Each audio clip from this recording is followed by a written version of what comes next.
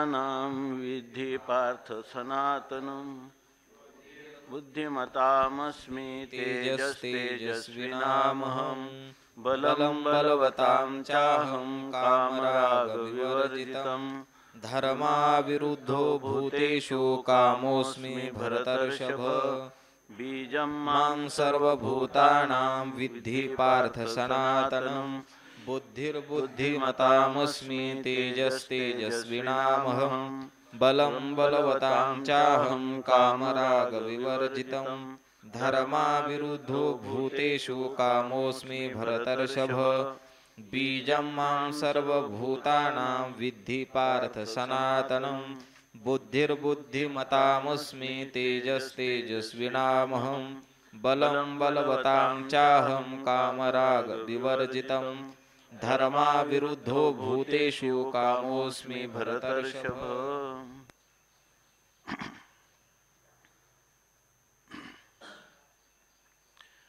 बीजं मां सर्वभूतानां विद्धि पार्थ सनातनं बुद्धिर्बुद्धिमताम् अस्मि तेजः तेजस्विनाम् अहं बलं बलवतां चाहं कामरागविवर्जितं धर्माविरुद्धो भूतेषु कामः अस्मि भरतर्षभ।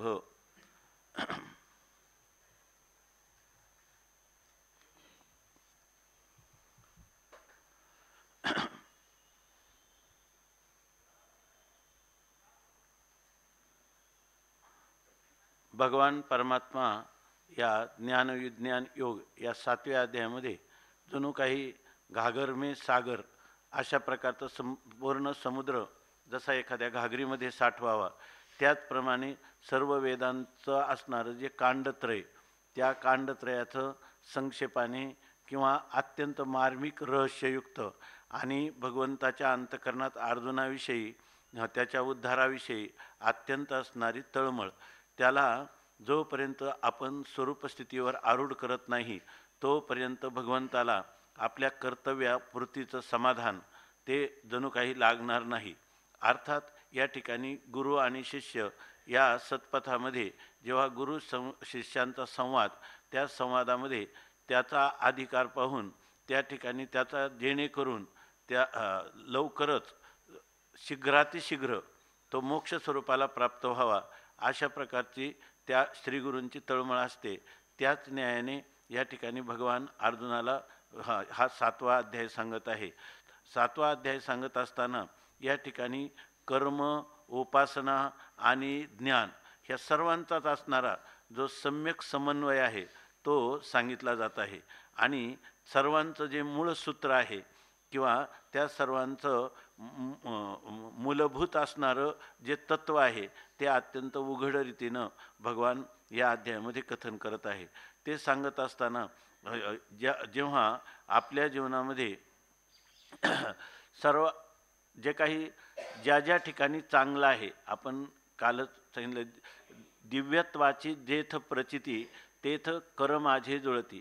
आपल्याला जरी परमात्म्याचं नेमकं व्यापक असणारं अखंड असणारं आणि अतिंद्रिय असणारं असं शब्दाच्या द्वारा शब्दातीत अशा वस्तूंचा बोध करणारं असं जे श्रुती प्रतिपादित आपलं आत्मतत्व त्याचा जरी यथार्थ बोध झाला नाही तरीसुद्धा त्याचं प्रतीक म्हणून आपल्या आत्मस्वरूपाचंच किंवा ब्रह्मस्वरूपाचं प्रतीक म्हणून विश्वामध्ये जे काही सत्वगुणाने संपन्न असेल किंवा ज्याला आपण म्हणतो ज्यामध्ये धर्माशी नीतीशी शेच भरी ज्या ठिकाणी धर्माचरण आहे ज्या ठिकाणी नीतिशास्त्र आहे ज्या ठिकाणी सत्य आणि असत्य अशा प्रकारचा आत्मा आणि अनात्मा ग्राह्य आणि त्याज्य सार आणि आसार अशा प्रकारचा विवेक आहे अशा प्रकारची जी बुद्धी तर अनेक ठिकाणी जिथं जिथं सत्वगुण संपन्न अशा प्रकारचं सुख आहे किंवा ज्ञान आहे ते सर्व माझीच विभूती आहे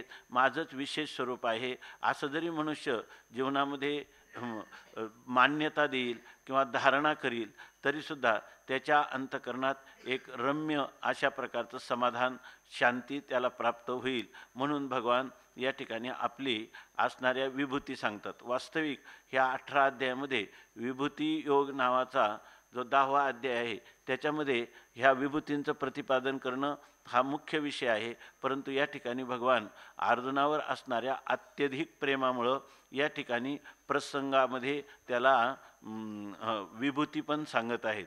आणि त्या विभूती आपण पाहिल्या की रसोहमप्सु कौंतेय प्रभास्मी शशिसूर्ययोः प्रणवः सर्ववेदेषु शब्दः खे पौरुषम नृषु. जेवढं जल आहे, जलामध्ये असणारा जो रस किंवा द्रवत्व धर्म आहे तो धर्म मी आहे. किंवा चंद्र आणि सूर्य यांच्यामध्ये असणारं तेज, ते मूळ तेज, ते माझं स्वरूप आहे. किंवा सर्व वेदांमध्ये असणारा जो ओंकार व प्रणव, तो सुद्धा तो प्रणव सर्व वेदांमध्ये माझं स्वरूप आहे. आकाशामध्ये असणारा शब्द मी आहे आणि पुरुषांमध्ये असणारं पौरुषत्व किंवा पराक्रम मी आहे. पुण्योगंधा पृथिव्यांच तेजश्चास्मी विभावसौ जीवनम सर्वभूतेषु तपश्चास्मी तपस्विषु. या पृथ्वीमध्ये असणारा जो सुगंध आहे ते माझं स्वरूप आहे. आणि विभावसौ सूर्यामध्ये असणारं जे तेज ते माझं स्वरूप आहे. सर्व प्राणीमात्रामध्ये जगण्याचं जे साधन आहे ते साधन हे माझं स्वरूप आहे. आणि तपस्वी पुरुषांमध्ये जे तप आहे ते तप हे सुद्धा माझं स्वरूप आहे असं सांगतात. बीजम माम सर्वभूतानां विद्धी पार्थ सनातनम बुद्धिर्बुद्धिमतामस्मी तेजस तेजस्विनामहम. सर्व प्राणीमात्रांच्या उत्पत्तीचं अनादी सनातन अनादी असणारं बीज जे आहे ते मी आहेत. म्हणजे सर्व प्राणीमात्र बीजरूपाने माझ्याच ठिकाणी राहत आहेत. माझ्या वाचून त्या प्राणीमात्रांना दुसरा कोणताही आश्रय नाही. तसंच बुद्धिमान लोकांमध्ये जी बुद्धी आहे ती मी आहे. तेजस्वी पुरुषांमध्ये असणारं जे तेज आहे ते मी आहे. आणि बलवान पुरुषामधील बल मी आहे. ते बलवान पुरुषामध्ये असणारं जे बल आहे ते मी आहे. पण कोणतं बल? ज्या ठिकाणी बलम बलवताम अस्मी. पण कोणतं? काम राग विवर्जितम. ज्याच्या ठिकाणी तृष्णा आणि आसक्ती नाही. म्हणजे एखादा मनुष्य बळाचा उपयोग करतो पण बळाचा उपयोग विघातक करतो. तर या ठिकाणी विधायक जर त्याचं बल खर्ची होत असेल, म्हणजे विधायक कामासाठी जर त्याचं शरीर बल, काही लोक खूप बुद्धिमान असतात, चतुर असतात, परंतु ते शास्त्राचे संकेत न समजता मन मानेल तसं स्वैराचाराने आपल्या शरीराचा, मनाचा किंवा बुद्धीच्या बलाचा उपयोग करतात. त्याच्यातून निष्पन्न काही होत नाही. ते बल जे आहे ते ईश्वराची विभूती जर असती तर ती काय झाली असते, त्याला त्या सत्कृत्याचं फल म्हणून त्याला समाधान देणारी झाली असते. परंतु अशा बलाचा अपव्यय केल्यामुळं त्या ठिकाणी ते बल त्याला अधोगतीला नेल्याशिवाय राहत नाही. म्हणून भगवान सांगतात विभूती कोणती? की ज्याच्यामध्ये काम नाही, म्हणजे ज्याच्यामध्ये तृष्णा नाही, का हा भोग आहे आणि हे भोग्य पदार्थ इंद्रियांच्या द्वारा मला भोगण्यास मिळाले तर मला शांती किंवा समाधान होईल, अशा प्रकारचा त्रुटीपूर्ण विचार त्याच्यामध्ये नाही. म्हणून जर ते पदार्थ जे आहे त्या पदार्थासंबंधाने जे काही शास्त्राने सांगितलेलं आहे त्याचप्रमाणे त्या शास्त्राचा मागोवा घेत माझ्या जीवनाचं कर्तव्य आहे की शास्त्राच्या आज्ञेचं पालन केलं पाहिजे. म्हणून जर त्या बलांचा उपयोग, उदाहरणार्थ अन्यायाचा प्रतिकार करणं, किंवा त्या यांनी सांगितलं की 18 पुराणेषु व्यासस्य वचनद्वयम्. सगळ्या 18 पुराणांचं तात्पर्य काय आहे? व्यासांचे 2च गोष्टी व्यासांनी सांगितल्या. 18 पुराणी सिद्धांत आणि तुका म्हणे हाची हेत. काही ते येते तुकाराम महाराज म्हणतात विठोबाशी शरण जावे निजनिष्ठा नाम गावे, हा हेत आहे. इथं काय सांगतात सुभाषितकार की व्यासस्य वचनद्वयम्. व्यासाची 2 वचनं आहे. काय? परोपकारा हा पुण्याय पापाय परपीडनम. आपण दुसऱ्यावर उपकार करणं हे पुण्य आहे आणि दुसऱ्याला परपीडा देणं हे पाप आहे. म्हणजे याचा अर्थ कामराग विवर्जितम बलम. म्हणजे ज्या बलाचा उपयोगिता ही परोपकारासाठी होत असेल तर ते बल परमात्म्याची विभूती आहे.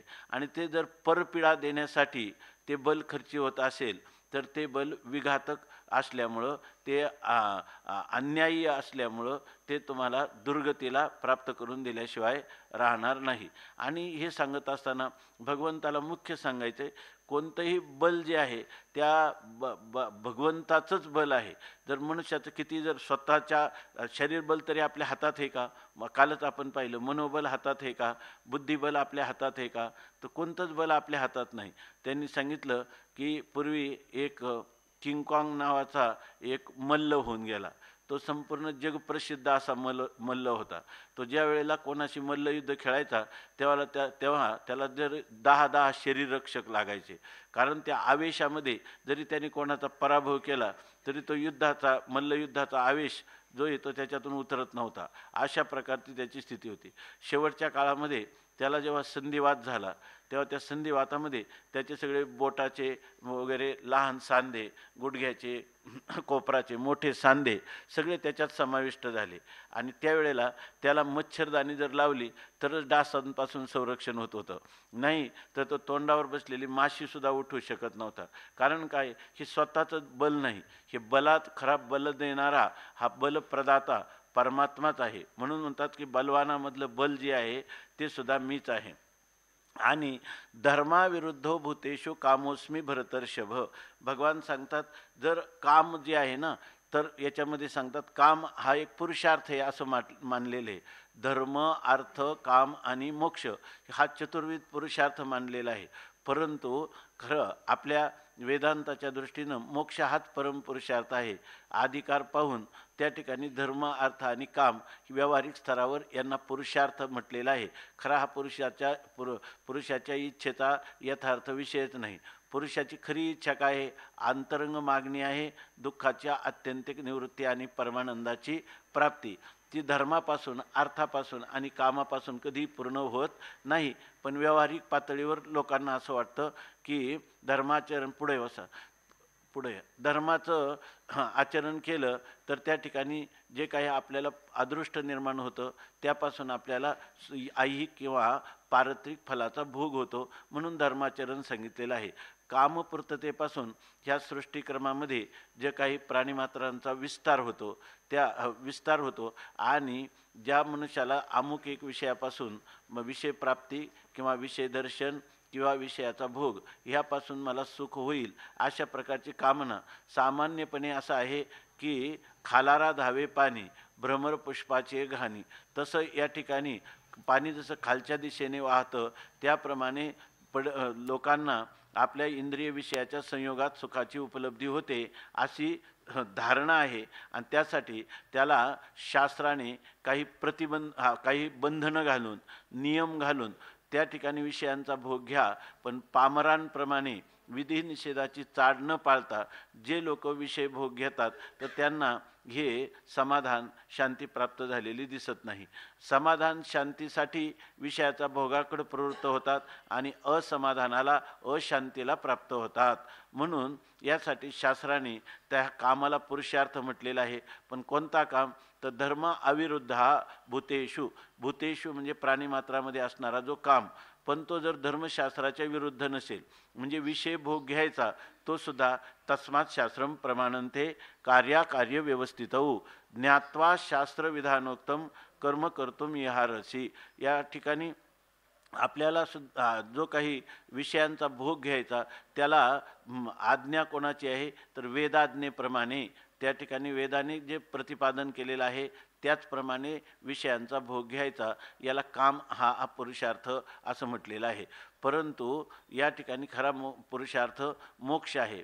पण भगवंताची विभूती सांगताना सामान्य जीवाला देखील भगवंताचा शोध घेता यावा म्हणून एखादा कामी पुरुष जरी दिसला आपाततः तो कामनावान आहे, विषय भोगेच्छावान आहे असं जरी दिसत असेल, परंतु त्याची जी इच्छा आहे ती इच्छा जर धर्माच्या अविरुद्धी असेल म्हणजे धर्मशास्त्राचं अतिक्रमण किंवा उल्लंघन न करता तो आपली इच्छा पूर्तीसाठी त्या ठिकाणी शास्त्राच्या अनुज्ञेचं पालन करतो असं असेल तर त्याला म्हणतात की धर्माविरुद्धो भूतेषु. धर्माच्या अविरुद्ध असणाऱ्या जो काम आहे प्राणीमात्रांमध्ये तो कोण आहे? माझं स्वरूप आहे असं भगवान सांगतात. आता आपण काही ओव्या ज्या आहेत माऊलींच्या त्या काल पाहिल्या की पै आदिचेने अवसरे विरुढे गगनाचेने अंकुरे जे अंतिगिळी अक्षरे प्रणव पिठीची.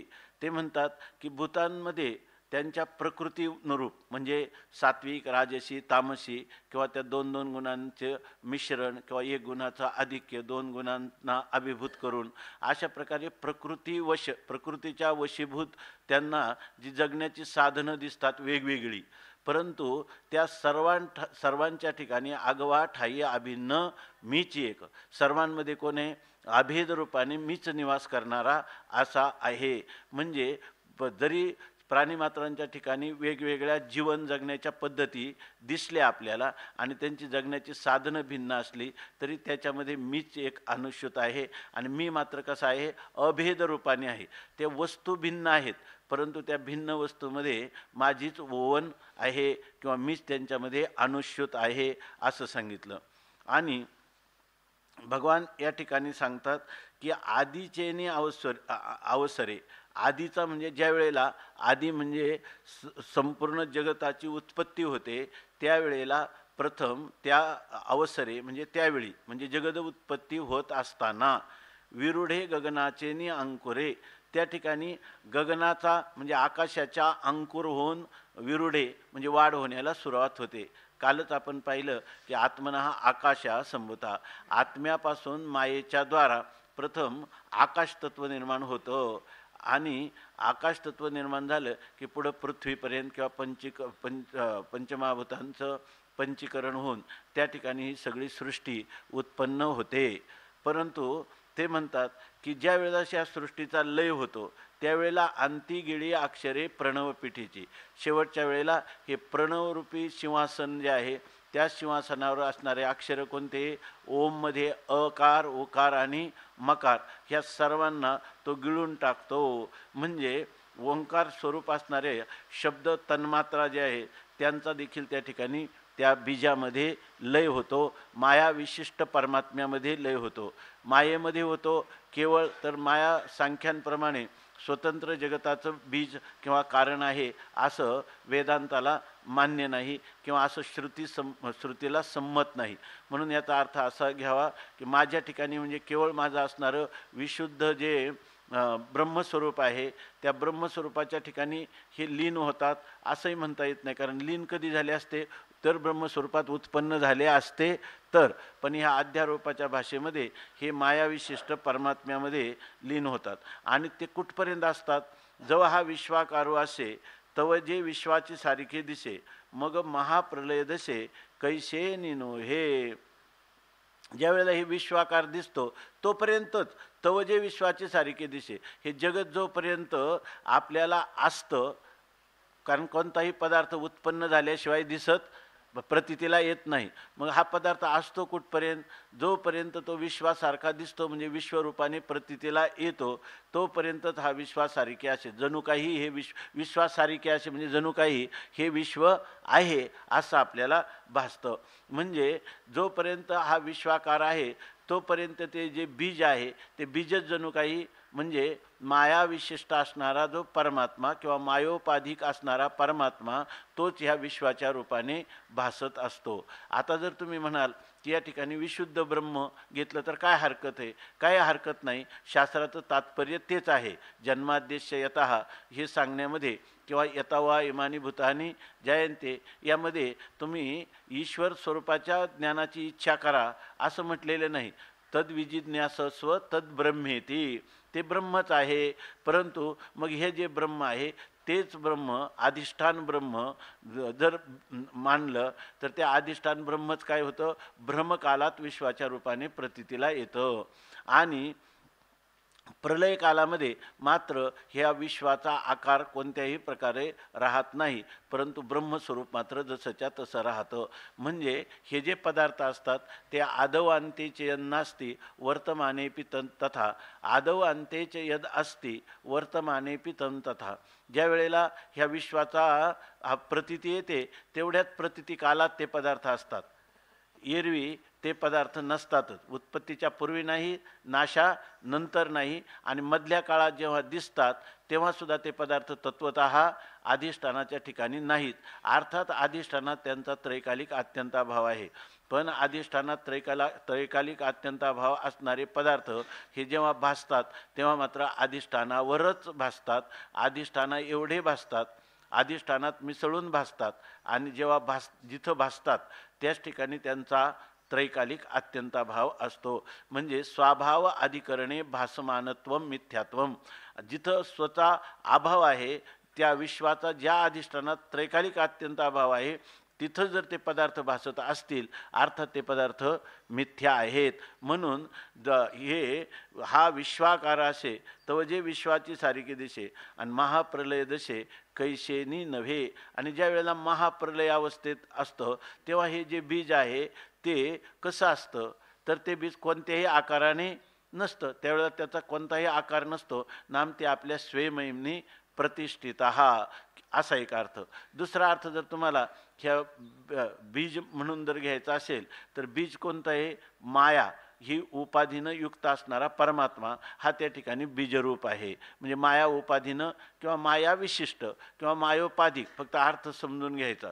वेदांतामध्ये देखील माया विशिष्ट असा शब्द प्रयोग भरपूर ठिकाणी केलेला आहे, पण त्याचा अर्थ समजून घेताना जर तुम्हाला अधिष्ठानाकडून पाहायचं असेल तर त्याला माया ही त्या काळात उपाधी लागली असं म्हणा. म्हणून म्हणतात किंवा इथं महाप्रलय दशे कैशेने नव्हे. जर महाप्रलय म्हणजे जे प्रलय सांगितलेत ना, एक आपला दैनंदिन प्रलय, रात्री आपण झोपतो तो दैनंदिन प्रलय, दुसरे 5 प्रकारचे प्रलय सांगितलेले, त्याच्यामध्ये एक हा दैनंदिन प्रलय आहे. आणि दुसरा जो प्रलय सांगितला आहे तो महाप्रलय सांगितलेला आहे. हा महाप्रलय म्हणजे कोणता? त्याला काय म्हणतात? आत्यंतिक प्रलय, बरोबर ना? आत्यंतिक प्रलय असा सांगितलेला आहे. तर तो आत्यंतिक प्रलय म्हणजे काय? ज्या वेळेला तुम्हाला ब्रह्मज्ञान होतं त्या ब्रह्मज्ञानाच्या कालामध्ये म्हणजे ज्ञान समकालात हे जे पदार्थ आहेत ह्या पदार्थांच्या त्रैकालिक अत्यंताभावाचा निश्चय होऊन जरी प्रतीती होत असली तरीसुद्धा आपण काय म्हणतो? प्रतीतीला येणाऱ्या पदार्थाचा प्रतीती उपहित चैतन्याच्या ठिकाणी त्रैकालिक अत्यंताभावाचा निश्चय यालाच काय म्हणतात? बाध निश्चय असं म्हणतात. आणि एवढं झाल्यानंतरही तो पदार्थ प्रतीतीला येत नाही असं नाही. अविद्यालेश असेपर्यंत किंवा अंतःकरण आणि आत्मा यांचा आध्यात्मिक तादात्म्य संबंध असेपर्यंत तो पदार्थ प्रतीतीला येतो, पण प्रतीतीला येणारा पदार्थ याच्याविषयी सत्यत्व बुद्धी कधीही होत नाही. म्हणून या ठिकाणी असं म्हटलेलं आहे की तो पदार्थ जरी प्रतीतीला येत असला तरी तो पदार्थ नाही, म्हणजे तत्वता नाही. कारण याला बाध निश्चय म्हणत असताना ना प्रतीती तयोर बाधा किंतु दृढ मिथ्यात्व निश्चय. अप्रतीती येणं हे काही बाद स्वरूपाचा, बाद शब्दाची शक्ती नाही. बाद शब्द हे सांगतो का प्रतीतीला येत असताना ना प्रतीतयो बाधा किंतु दृढ मिथ्यात्व निश्चया. प्रतीतीला येत असणारा पदार्थाच्या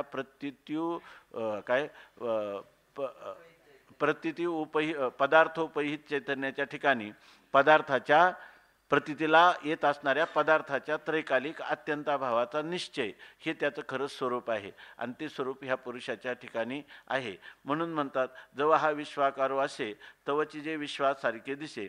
मग महाप्रलय जसे कैशी नव्हे. आणि खरा जर महाप्रलय झाला, एक तर हा जो संपूर्ण प्रकृती कार्य हे प्रकृतीच्या ठिकाणी लीन होतं त्याला एक प्रलयाचं नाव आहे. आता भागवतामध्ये नाथ महाराजांनी सगळे प्रलय दिलेले. हा खरा महाप्रलय म्हणजे कोणता प्रलय? हा आत्यंतिक प्रलय. त्या आत्यंतिक प्रलयात म्हणजे ज्ञान समकालामध्ये ह्या सर्व कायमचाच यांचा लय होणं हा एक प्राकृत प्रलय म्हणजे प्रकृतीचा कार्याचा प्रकृतीमध्ये होणं हा प्राकृत प्रलय, हा दैनंदिन प्रलय. दुसरा हा नैमित्तिक तो नैमित्तिक प्रलय म्हणजेच हा सांगितलं मला वाटतं. दैनंदिन म्हणजे झोपेमध्ये होतो हा दैनंदिन प्रलय होतो तोच आहे. हा पण नैमित्तिक प्रलयाचं काय स्वरूप सांगितलंय? ब्रह्मदेवाच्या एका दिवसामध्ये होणारा जो प्रलय आहे त्याला काय म्हटलेले? नैमित्तिक प्रलय, दररोज निद्रेमध्ये होतो तो दैनंदिन प्रलय, जो प्रकृतीमध्ये होतो तो प्राकृत प्रलय, आणि हा जो होतो तो महाप्रलय किंवा आत्यंतिक प्रलय. तर हा आत्यंतिक प्रलय. आता इथं जे वर्णन केलेलं आहे ते प्राकृतिक प्रलयाचं केलेलं आहे का आत्यंतिक प्रलयाचं केलेलं आहे? तर इथं प्राकृतिक प्रलयाचं हे वर्णन केलेलं आहे, कारण मायाविशिष्ट परमात्म्यामध्ये त्याचा लय होतो, म्हणून हे प्राकृतिक प्रलयाचं केलेलं वर्णन आहे. आणि मग महाप्रलय जसे कैशेने नव्हे, कोणत्याही प्रकारे राहत नाही, म्हणजे कोणता स्थूल किंवा सूक्ष्म हा आकार कोणत्याही प्रकाराने राहत नाही. आयसे अनादि जे सहज ते मी गा विश्वबीज, हे आता तळी तुझ देजत असे. आयसे अशा प्रकारे असणारं अनादि, अनादि म्हणजे ज्याला कोणतंही कारण नाही किंवा जे कोणत्याही कारणापासून उत्पन्न झालेलं नाही, अशा प्रकारचं असणारं जे अनादि म्हणजे चिरंतन असणारं आणि कोणत्याही कारणापासून उत्पन्न न होता नित्य सिद्ध असणारं, आणि ते सहज आहे म्हणजे स्वाभाविक आहे, ते काही कोणापासून उत्पन्न नाही, नाही घडविला नाही बैसविला, अशा प्रकारचं असणारं आणि ते सहज स्वाभाविक असणारं ते विश्वबीज, त्या विश्वाचं जे बीज आहे ते मी आहे. असं विश्वाचं बीज कोणतं आहे बरं? अनादि आणि सहज. आणि परमात्मा काय म्हणतो? ते मीच आहे. म्हणणारा कोण आहे? मायाविशिष्ट, बरोबर का? किंवा मायोपाधिक म्हणणारा काय आहे? कोण आहे? मायोपाधिक. आणि सांगतो काय आहे? की मी माया विवर्जित आहे. सहज आहे म्हणजे याच्या ठिकाणी माया आहे का? तो अनादि आहे म्हणजे त्या ठिकाणी माया जी आहे त्याच्या स्वरूपात माया आहे का? नाही. कारण जर अनादि आणि सहज हे लक्षण मायेचं आहे का? अनादि आणि सहज हे लक्षण ब्रह्माचं आहे. आणि ते मी असं कसं काय म्हणतो? कारण त्याची माया जी आहे शुद्ध सत्वात्मक असल्यामुळं भगवान परमात्मा हा ह्या जीवाच्या सापेक्ष मी कर्मफलदाता ईश्वर आहे असं कधीच म्हणत नाही. तत्वतः ईश्वराच्या ज्ञानात काय आहे? त्याच्या ज्ञानात कोणताच भ्रम नाही. त्याच्या ज्ञानात जीव सापेक्ष मी ईश्वर हा भ्रम त्याला नाही. त्याच्या ठिकाणी काय आहे? मी नित्य ज्ञान आहे त्याच्या ठिकाणी. म्हणून खरं अनादि सहज बीज कोण आहे? ते मी आहे. ते स्वाभाविक आहे म्हणजे सहज आहे. हे हातातळी तू, हे जसं माझं ज्ञान आहे ना, माझ्या ज्ञानात काय आहे? सर्व विश्वाचं अनादि अनंत अव्यय स्वाभाविक नित्यसिद्ध स्वयंप्रकाश शुद्ध बुद्ध मुक्त स्वभाववान हे बीज कोण आहे? मी. असं परमात्म्याला हेच सांगायचं आहे का दुसरं सांगायचं आहे? का मी माया विशिष्ट आहे हेच सांगायचं आहे? का मायोपाधिक आहे असं सांगायचं आहे? का माझ्या ठिकाणी उपाधी आणि विशेषण ह्या दोन्ही विकल्पांनी मी रहित आहे? का शास्त्र संस्कृत जीवानी जीव सापेक्ष माझ्या असणाऱ्या विशुद्ध ब्रह्माच्या ठिकाणी मायेचा संबंध जोडून केलेली कल्पना आहे, ईश्वर भावाची केलेली कल्पना आहे. हेच त्याच्यातून अपेक्षित आहे ना. म्हणून ते भगवान म्हणतात ह्याच्यामुळं मी कसा आहे? नित्य आनंद घन आहे. त्याचं काय? सत्य ज्ञानानंत गगनाचे प्रावरण नाही रूपवर्ण गुण जेथे तो हारे श्रीहरी पाहिला डोळे भरी पाहता पाहणे दुरी सारोनिया. ज्ञानदेव म्हणे पाहता ज्ञानदेव म्हणे ज्योतीची निज ज्योती आणि ते हे उभी मूर्ती विटेवरी. असं काय करायचं? आम्ही आमच्या स्वरूपाला पाहायचं. असं ईश्वराला सुद्धा काय वाटतं? हे जीव जे आहेत हे उगीच का तडफडतात आहे की नाही? ह्या जीवाला हे होऊ शकत नाही का? जीवाचं मूळचं स्वरूप तेच आहे. परंतु झालं काय? फक्त फळाची हवा आणि हृदय कामा झाला रिगावा, तयाची घसणी दिवा ज्ञानाचा गेला. यांना फक्त अंतकरणात कामना निर्माण झाली, फलकामना निर्माण झाली आणि त्यामुळं ज्ञानाचा दिवा ह्या फलकामनारूपी वायूनं काय झालेला?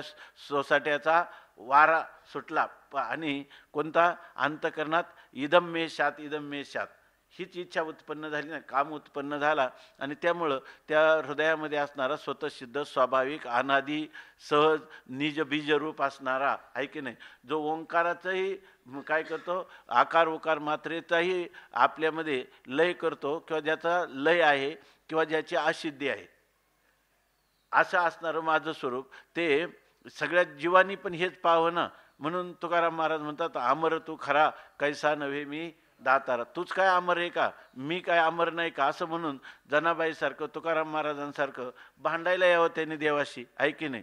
तूच अव्यक्त आहे आणि मी काय व्यक्त आहे का. तर माझं स्वरूप आहे, हे जे व्यक्त स्वरूप माझं आहे आणि तुझंही आहे. पण तो म्हणतो माझं बाधित आहे. तुझं बाधित आहे तर माझं काय सत्य आहे का. चाल जाऊ संतापुढे वाद करीन निवाडे. संतांपुढे जर निवाडा केला तर या ठिकाणी तिन्ही देह तुलाही नाही तर ना मलाही नाही, व्यष्टी नाही आणि समष्टी नाही, अखंड एकमेवा द्वितीय, असं नेह नानास्ती किंचन, अशा प्रकारचं एकच तत्व आहे असं म्हणायला पाहिजे. तेव्हा भगवंताला तर अर्जुनावर अत्यंत प्रेम आहे. ते म्हणतात ही गोष्ट जी आहे ना, अनादि जे सहज ते मी गा विश्वबीज. अनादि आणि सहज असणारं हे विश्वाचं बीज, म्हणजे ब्रह्मरूपाने असणारं हे विश्वाचं बीज, ते मी तुला काय करतो आता, हातातळी तुझं देत असे तुझ्या तळ हातावर आता देतो. म्हणजे तुलाही तुझ्या स्वरूपाचा यथार्थ परिचय करून देतो, हातावर देतो. म्हणजे बरं इथं काय माग कवनाशी कवन काय दिजेला अद्वैती, हे तर ज्ञानोबारायांनीच मागं सांगितलं. हे ब्रह्मज्ञान अशी काही गोष्ट नाही का एकाने एकाच्या हातावर द्यावं, किंवा मोक्ष हे असं नाही की त्यांनी आनोनी निराळे द्यावे हाती. या ठिकाणी काय नाही देवापाशी मोक्षाचे गाठोडे, आणोनी निराळे द्यावे हाती. देवाजवळ काय मोक्षाचं काय गाठोडे आहे का ते घेईल आणि त्याच्या हातात देईल. हे माऊलीच सांगतात की नाही, तुकाराम महाराज सांगतात की नाही. आणि येतं अद्वैतामध्ये कोण कोणाला काय देईल, कारण अद्वैतामध्ये दोन नाहीच आहे, तर कोण आणि कोणाला आणि कसं देईल असा प्रश्न माऊली सांगतात. आणि इथं मात्र म्हणतात की भगवान म्हणतात की हातातळी तुझं देजत असे तुझ्या तळ हातावर देतो. याचा अर्थ तुझा पूर्णपणे या संबंध असणारा द्वैतात्मक जो भ्रम आहे त्या भ्रमाची मी निवृत्ती करतो, आहे की नाही. भ्रमाची निवृत्ती झाली की मग खाली राहिलेलं जे स्वयंप्रकाश स्वरूप आहे तेच तुला हातातळी तुझ्या हातावर दिलं, तुझ्या हातावर साक्षात दिल्यासारखं होईल. म्हणजे जेव्हा तुला येत साक्षात अपरोक्षात ब्रह्म, साक्षात अपरोक्ष रूप असणारं जे ब्रह्म आहे ते अपरोक्ष साक्षात्काराचा कधीही विषय शक्य होणं नाही. यालाच म्हणतात अपरोक्ष ज्ञान. आणि हे अपरोक्ष ज्ञान तुला यथार्थ झालं की त्यालाच म्हणायचं की हातातळी तुझं देजत असे, हे तुझ्या हातावर दिलं. त्यावेळेला त्याला तुझ्या ठिकाणी स्वतःही उत्थान होणार नाही आणि परताही उत्थान होणार नाही. थोडक्यात काय, स्वतः परता उत्थान रहित अशा प्रकारचा बोध मी तुझ्यामध्ये संक्रमित करणार आहे. की जे ज्ञान जे आहे तर ते ज्ञानाचं स्वरूपच सांगितलं की या ठिकाणी त्या ज्ञानाचं जर वर्णन करायला गेलं तर करताच येत नाही असं अवाच्य. आणि ते स्वतःसिद्ध असणारं स्वरूप त्याला कोणत्या साधनाच्या द्वारा साध्य करून जर द्यायला गेलं तर ते काय होईल, तो उपायच काय होईल, अपाय होईल, असं वर्णन आत्तापर्यंत आलेलं आहे. म्हणून भगवान म्हणतात की हे जे अनादी सहज असणारं विश्वबीज हे तुझं हातातळी देजत असे. पहा विषय काय चाललेला आहे, विषय काय चाललेला आहे, विभूती सांगण्याचा. आता जे सांगतात विभूती सांगता सांगता हे विभूतीकडून भगवान कुठं नेतात, स्वरूपापर्यंत नेतात. बरोबर ना. म्हणजे हे विभूती हे इथलं विज्ञान आहे का नाही, विभूती हे इथलं काय आहे, विज्ञान सांगेल. आणि मग तुझा पुढं असं सांगेल का काय, अज्ञान अवघे हरपे. विज्ञान हा कशाचा परिणाम आहे माहिती का, अज्ञानाचा परिणाम आहे. म्हणून पहिल्यांदा कारण असणारा अज्ञान अवघे हरपे आणि विज्ञान निशेष करपे, म्हणजे बाधित होई, आहे की नाही. भर्जित बियाप्रमाणे विज्ञान निशेष करपे आणि ज्ञान ते स्वरूपे होऊन जायचे. आणि ज्ञान काय असं देत नसतात, घेत नसतात. ज्ञान काय होतं, ब्रह्मविद ब्रह्मैव भवती. त्याला ब्रह्माचं ज्ञान होत नाही. म्हणून आपण नेहमी चिंतन करतो की त्याला कोणी विचारलं तुला ब्रह्मज्ञान झालं का, त्याने हो म्हणावं का नाही म्हणू नये. हा, त्यांनी काय म्हणावं, मी ब्रह्म आहे, मला ब्रह्मज्ञान झालं असं म्हणत नाही. कारण ब्रह्मज्ञान झालेला पुरुष ब्रह्मरूप होत असतो, त्याच्यावरून वेगळा उरत नसतो. त्यालाच एक औपचारिकप्रमाणे हा ब्रह्मज्ञानी आहे, विद्वान आहे असं म्हणण्याची पद्धत आहे. वास्तविक तो ज्ञानी नाही, तो कोण आहे, ज्ञान आहे. ज्ञानी आहे का, तो ज्ञानाचा संबंध कोणाशी येतो का, कशाची संबंधच होऊ शकत नाही. जे स्वरूपभूत ज्ञान आहे त्याचा कोणाशी न घडे संबंध. स्वामी महाराज सांगायचे, साधं मनुष्य जेव्हा जेवण करतो तर हात धुतो, हात धुतो, त्याच्यावर ते काही साबण वगैरे लावून पावडर घेऊन चांगला हात धुतो. परंतु जेवण झाल्यावर कोणी तोंडात बोटं घालतो का जीभ साफ करायला? नाही. कारण काय आहे, हात हे कर्मेंद्रिय आणि जिव्हा किंवा रसनेंद्रिय हे ज्ञानेंद्रिय आहे. जर ज्ञानेंद्रिय सुद्धा एवढं मोठं आपण अन्न भक्षण करूनही ज्ञानेंद्रिय मलिन होत नाही, तर ज्ञानस्वरूप परमात्मा तुमच्या कोणत्या क्रियेने तो मलिन होईल? अर्थात तो परमात्मा असा आहे. तर स्वरूपभूत ज्ञान कसं आहे? अशा प्रकारचं आहे की जे अवाच्य आहे आणि जे स्वरूपानेच होऊन जातो, त्याच्यापासून सांगायला वेगळा उरत नाही. अशी स्थिती जर असेल तर त्यालाच म्हणतात की हातातळी तुझं देजत असे. असं तुला देतो, असं देतो म्हणजे तुला असं करतो, तुला माझ्या स्वरूपाशी समरस, तू आणि तुझं मज नाही भेद. अशा प्रकारे एकची घोंगडे पांघरो हरी, मी तू पण जाऊ दे दुरी, या बोधावर तुला आणून ठेवतो. याला म्हणतात की हातातळी तुझं देजत असे. आणि ते खरं विश्वाचं बीज आहे. त्यालाच म्हणतात की जन्माद्यस्य यतः, आहे की नाही असं. आणि ते पुन्हा काय, ज्या अर्थी ते ज्ञान आहे ते सहजच आहे. याचा अर्थ काय, तुम्हाला ज्ञान प्राप्त करायचं नाही, अज्ञानाची निवृत्ती केली की ज्ञान हे सहजच स्वरूपाने तुमचे विश्वबीज ज्ञान राहतं. म्हणजे काय करतं, हातातळी देतं म्हणजे काय, त्याच्यावर असणाऱ्या अज्ञानाच्या आवरणाचा भंग.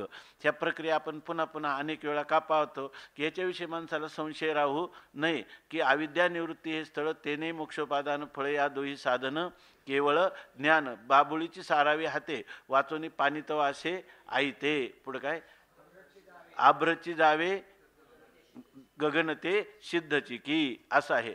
किंवा अविद्या निवृत्ती फलदर्शनात, या ठिकाणी फक्त अविद्येची निवृत्ती करायची, ज्ञान प्राप्त करायचं असं नाही. अविद्येच्या निवृत्तीने उपलक्षित असं जे ब्रह्म, त्याला ज्ञान असं म्हणतात, आहे की नाही. पण हे सांगत असताना या ठिकाणी हा ईश्वरवाद जो आहे, त्या ईश्वरवादाचाही श्रुतीसंमत सिद्धांत आहे. आणि त्याचा धागा घेऊन या ठिकाणी आपल्याला स्वरूपापर्यंत जाता जाता भगवान तर इतके उतावीळ झालेले, तर अर्जुनाचा हे सांगत असताना की भगवान म्हणतात हे हातातळी तुझं देजत असे. परंतु माऊली सांगतात, मग उघड करुणी पांडवा, जई हे आणशी सांख्यांची या गावा, तई याचा उपेगू बरवा देखशील. आता तुला हे जे ज्ञान झालंय ना, भगवंतांनी काय आपलं भाष्यकार काय म्हणतात, भाष्यकारांचा अर्थ इथं घेऊनच चाललंय, भाष्यकारा ते वाट पुसतो. नाहीतर लोक लगेच म्हणतात की ज्ञानोबारायांनी ह्या ज्ञान, अज्ञान आणि विज्ञानाचा अर्थ वेगळा केलेला आहे. आणि या ठिकाणी विज्ञान म्हणजे अपरोक्ष ज्ञान न घेता विज्ञान असा प्रपंच, आपातता वाटलं तर पूर्ण वेगळा अर्थ आहे असं आपल्याला वाटतं. वाटतं की नाही की दोन्ही अर्थ वेगळे आहेत. पण ते हे तत्वता जर विचार केला तर ज्ञानोबारायांना हे दोन पदार्थ सांगून भाष्यकारांच्यापेक्षा वेगळं काही सांगायचं अशातला त्याचा भाग नाही.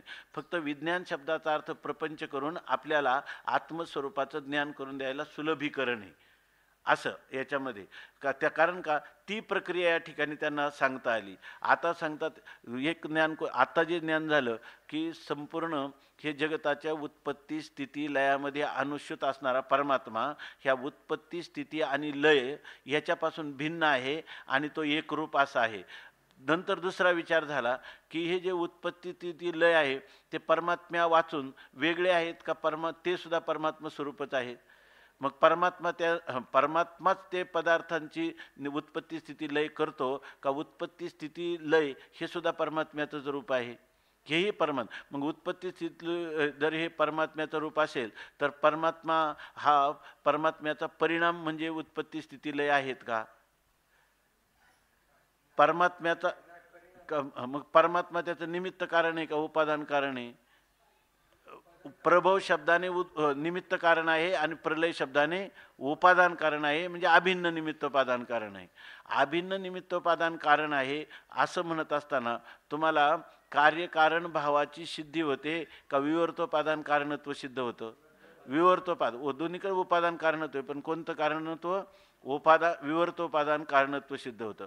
मग विवर्तोपादान कारणत्व सांगत असताना कार्यकारण भाव हा वास्तव राहतो का कल्पित ठरतो? कल्पित ठरतो.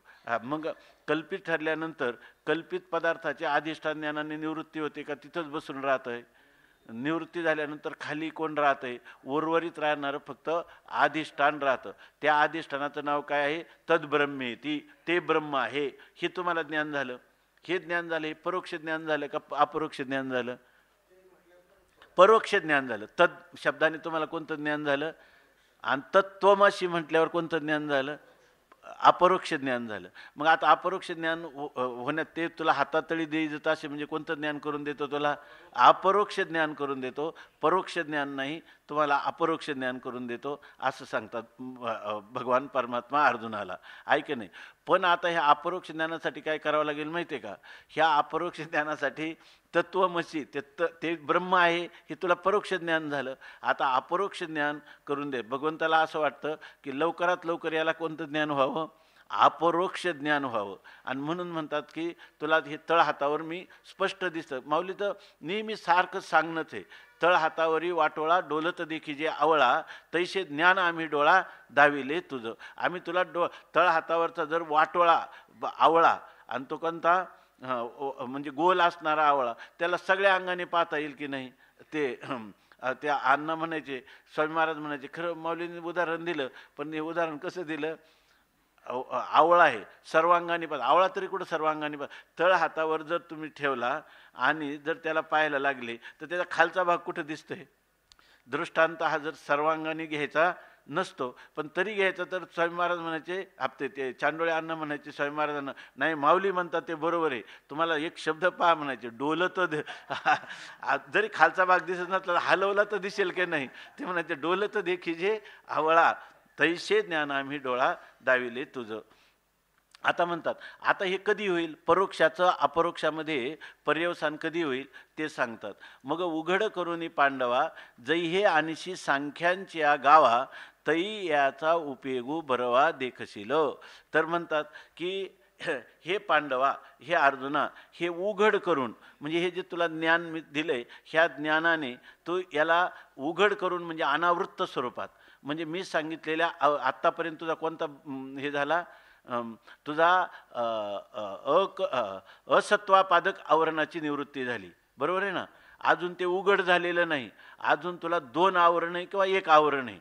आभानापादक आवरण आहे आणि अनानंदापादक आवरण आहे, किंवा म्हणायचं झालं तर आभानापादक. शास्त्रामध्ये जास्त करून आभानापादक आणि असत्वापादक ही 2च आवरण मानलेली आहेत. मधुसूदन सरस्वतींनी मात्र अनानंदापादक आवरण मानलेलं आहे. आणि मग या ठिकाणी जर आता तुला जे आभानापादक आवरण दूर करायचे, त्याचा साक्षात्कार करून घ्यायचा, तर त्या ठिकाणी ह्या आभानापादक उघड करून पांडवा, जर तुला मी सांगितलेल्या तत्वमसी महावाक्याच्या द्वारा, तुम्ही म्हणा इथं तत्वमसी महावाक्य कुठं सांगितलं? इथं तर ओळी ओळी पंक्तीमध्ये तेच सांगितलेलं आहे. जर आतापर्यंत तुला याचं तत्वमसी महावाक्य काय 1 वेळा झालंय का? ज्ञानोबारायनं काय दिसतात? सगळ्या 700 श्लोकात तत्वमसी महावाक्यच दिसतंय, दुसरं काही स्वरूप सोडून दुसरं काही दिसत नाही. तर त्या ठिकाणी म्हणतात मी आता जे तुला सांगितलं परोक्ष ज्ञान, ते उघड करूनी म्हणजे जर अनावृत्त करून, म्हणजे तत्वमसी महावाक्याचं श्रवण केल्यानंतर जर तुझ्या ठिकाणी ह्या तुझ्या अहम ब्रह्मास्मी इत्याकारक वृत्तीमध्ये प्रतिफलित झालेलं चैतन्य, बरोबर ना? ते चैतन्य जे ते अज्ञानाचं काय आहे? नाशक. किंवा अहम ब्रह्मास्मी इत्याकारक झालेली वृत्ती ती काय करते? अज्ञान आवरणाचा भंग करते विशेष चैतन्याच्या साह्याने, बरोबर ना? त्या विशेष चैतन्याच्या साह्याने किंवा ते वृत्तीचं साह्य घेतलेलं विशेष चैतन्य त्या अज्ञान आवरणाचा भंग करतं. आणि अज्ञान आवरणाचा भंग केल्यानंतर, बरोबर आहे ना, अज्ञान आवरणाचा भंग झाल्यानंतर खाली काय राहतं? का द्वैत राहत नाही? का शून्य राहत नाही? मग जे राहतं त्याचा अनुभव घेणारा कोण असतो? तिथं काय आहे? अनुभव थोटावला अनुभवपणे. त्या ठिकाणी अनुभविता, अनुभव्य आणि अनुभव ही त्रिपुटी त्या ठिकाणी राहत नाही. पण त्या ठिकाणी शून्य नाही आणि द्वैत नाही, असं अनिद्रुक अताद्रुक, असं ज्याला काही बाही आळू माळू याही शब्दाचा विटाळू, अशा प्रकारचं राहतं. आता हे जे राहतं हे हे कोणाला कळलं? ते कोणालाही विषय होत नाही. असं जे आहे ते कोण राहिलं खाली? वस्तू कोणती राहिली? ती वस्तू कोण आहे? त्या ठिकाणी मी. तो खरा मी का खोटा मी? खरा मी. तो खरा मी जो राहिला तो खोटा मी त्यावेळेला आहे का? तो त्याच्यात बाधित झाला. म्हणजे खोटा मी गेल्यावर खाली राहिलेला कोण आहे? मीच आहे. त्याचा अनुभवाचं पडताळणी करायची काय आवश्यकता आहे का? कारण ते काय अनुभवाची जोगे आणि नोहे बोला ऐशे अशी जर ती वस्तू असेल तर तिच्याबद्दल काही पडताळणी करायची का? साधक बाधक विचार करायचा का?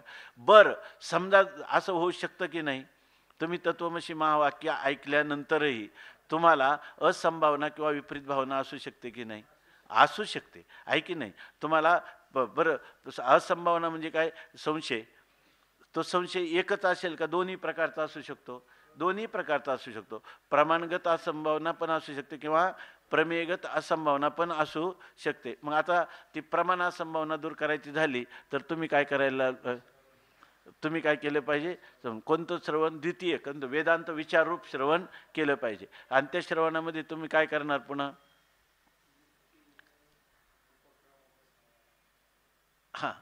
उपक्रम उपसंहारादी पाहून वेदांत वाक्याचा तात्पर्य निश्चय करायचा. यालाच म्हणायचं का सांख्यांच्या गावाला आणलं.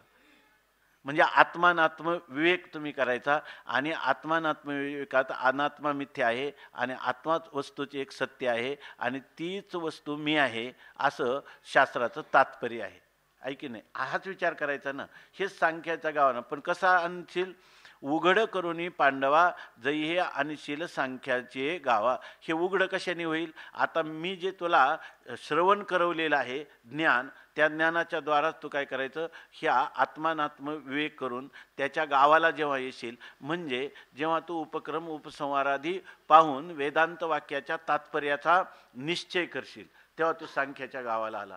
जर समजा तुला प्रमाणाविषयी संशयच नसेल, प्रमाणगत फक्त प्रमेयाविषयी आहे की नाही, असं असेल तर मग तुला काय करावं लागेल? मनन करता येईल ना. यालाच म्हणता येईल ना सांख्याच्या गावाला येणं. सांख्य या शब्दाचा अर्थ सांख्य दर्शन नाही, सम्यक ख्यायती इति सांख्या, ज्याच्यामध्ये यथार्थ वर्णन केलेले सांख्य नाम वेदांत. तर वेदांत जे आहे किंवा उपनिषदांना प्रमाणभूत धरून तू जर हे विचार करशील कोणते, की या ठिकाणी मनन करशील. मननाचं काय स्वरूप आहे? अभेद निश्चयाला साधक आणि भेद निश्चयाला बाधक असा अद्वैत यौक्तिक ब्रह्मचिंतन करणं हे सुद्धा सांख्यांच्या गावाला येणे. आणि असं जर तू करशील, म्हणजे जर गरज असेल तर, आहे की नाही. आणि नाही तर तुला जर तत्वमसी आई काय अहम ब्रह्मास्मी आई शिवानी एक वेळ पडता कानी अविद्या गेली निद्रा गेली पळोनी आणि तत्क्षणी जागिन्नला असं जर असेल, आहे की नाही, तर तुला हे काय आत्मानात्म विवेक करण्याची गरज आहे का तुला? तो आमचं ऐकायला पण बसणार नाही, आहे की नाही. तू आमचं ऐकणार पण नाही. आम्हाला तुला कसं तरी परता उत्थान करून तुला वृत्तीवर आणावं लागेल. कारण वृत्ती हे निवृत्ती झाली, जन न दिसे तेथे. हीच गोष्ट जी आहे ही कोणता प्रलय आहे? हा आत्यंतिक प्रलय आहे की नाही. पण आपल्याला काय होतं, दैनंदिन प्रलयात गेलेल्या माणसाला सुद्धा आपल्याला वाटतं की ह्याला अशा प्रकारचा महाप्रलय झाला असं आपल्याला म्हणजे वक्त्याला भ्रम होतो. तर ते सांगतात की हा प्रलय झाला की नाही असं आहे.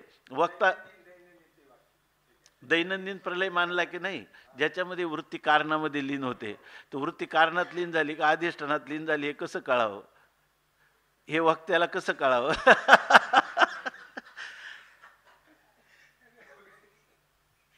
आहे की नाही. तर कोणालाच कळणार नाही, आहे की नाही. ते नाही असं नाही मला असं नाही म्हणजे याचा अर्थ आत्यंतिक प्रलय तो शिल्लकच राहत नाही. शिल्लक राहत नाही म्हणजे द्वैत भावावर राहत नाही हे त्याचं. नाही म्हणजे असा प्रलय झाला, तुम्ही काय म्हटले की तो ऐकायचा पण नाही. पण आता ह्या अवस्थेला प्राप्त झालं हे कसं कळणार? हे कसं कळणार? काही स्वसंवेद्यते स्वसंवेद्य. मग उघड करुनी पांडवा जई हे आणशी सांख्यांच्या गावा तई याचा उपयोग बरवा देखशील. किती मार्मिक रहस्य सांगतात. मी जे आतापर्यंत तुला सांगितलं याचा खरा उपयोग झाला हा तू पाहशील, म्हणजे अनुभवाला घेशील. कधी?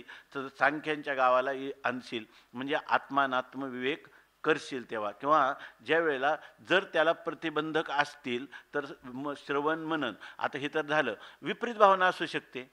सांख्याच्या गावाला आणणं म्हणजे फक्त श्रवण मनन आहे का निधिध्यासन पण आहे.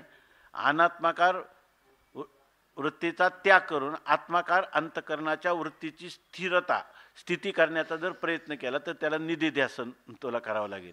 आणि मग हे श्रवण मनन निधिध्यासनाने जेव्हा तुझ्या प्रमाणा संभावना, प्रमेया संभावना, विपरीत भावना ह्या सगळ्या निवृत्त होतील, तेव्हा हे जे मी तुला आत्तापर्यंत सांगितलं याचा बरवा उपयोग अत्यंत खरंच बरवे झालो आलो या जन्माशी ना, जोडी जोडली काय मनुष्य देहा ऐशी, महालाभाची उत्तम राशी, जेणे सर्व सुखाशी पात्र होई. जे आता काय ह्या भाग्याला पार नाही, धन्य झालो, कृतकृत्य झालो. हे कशामुळं झालं तर हे जेव्हा करशील तेव्हा याचा उपयोग बरवा देखशील, तेव्हा याची तुला काय होईल कल्पना येईल. आणि पहा आता हे सगळं झालं. एवढं चिंतन कशासाठी की इथं माऊली काय म्हणतात, परी हे अप्रासंगिक आलाप, आता असं तू बोलो संक्षेप. जाणत आपल्या ज्ञानेश्वरीमध्ये न बोलो असं झालंय, ते चुकून झालेलं आहे. ते त्या ठिकाणी बोलोच पाहिजे, ते न बोलो असं झाले, तो न काढायला पाहिजे त्याच्यामधून. कुठे ते, कारण तसा अर्थ लागत नाही. अर्थ सगळ्यांनी, काही ज्ञानेश्वरीमध्ये तो न बोलो असा शब्द आहे, परंतु अर्थ करताना मात्र सगळ्यांनी संक्षेप बोलो असं लिहिलेलं आहे. कितवी ओळ येते 44 ओळ. पण तिथं खरं म्हणजे न शब्द नकोच आहे तिथं. तो अजून कोणाला पाहिजे तर काय विचार करा त्याचा, पण सध्या तिथं आळं करायला हरकत नाही. हा मग होईल, हा होईल तसं. पण तिथं काही तसं प्रश्नचिन्ह दिलेलं नाही कोणत्या ज्ञानेश्वरीत. आता साखरे महाराजांच्या ज्ञानेश्वरीत किंवा आपले ते स्वामीजींच्या ज्ञानेश्वरीत ते प्रश्नचिन्ह दिले, त्याच्यावरूनच आपण हे केलेलं आहे. पण त्याच्यामध्ये प्रश्नचिन्ह पण दिलेलं नाही. दादा विसरले असतील तर माहीत नाही म्हणा. असं तू न बोलो संक्षेप, तिथं असं तू बोलो संक्षेप असं म्हणतात की परी हे हे चांगलं पहा, हे अप्रासंगिक आलाप, आता असं तू बोलो संक्षेप, जाण तपियाच्या ठाई तप, ते रूप माझे.